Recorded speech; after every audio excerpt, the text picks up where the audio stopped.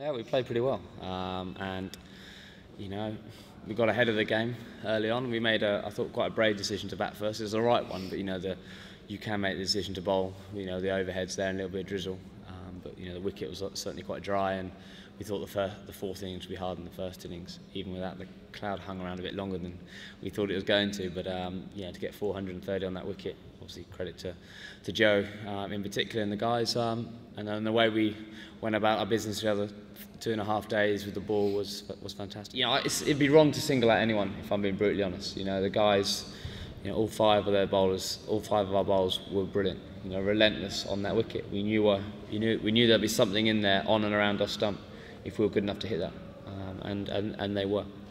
Well, it's really important for this group of players to show that we can compete with Australia. I remember sitting here before the Test match, and everyone was talking about what happened in the previous Test match, the previous series, and I was getting a little bit frustrated because there's nothing we can do about that.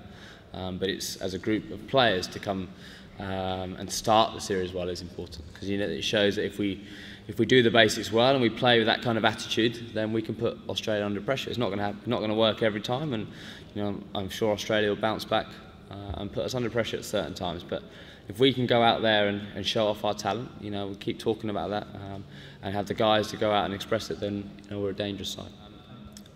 So far this summer, there has been a really good feel factor about English cricket. It started off with that partnership between Joe and Ben when we were 30 for 4 at Lords against New Zealand, and it's kind of carried on from there in all forms. So the guys, the one day as well, can take a lot of credit, and it's really seemed to have galvanised the support for this team, and I cannot fault the singing in that stand. It's kind of just when we needed a little lift. Delilah came on or whatever, and it was a real privilege to play out there. There was certain times where you're thinking, is it the right way? But actually the guys know it's the right way to play.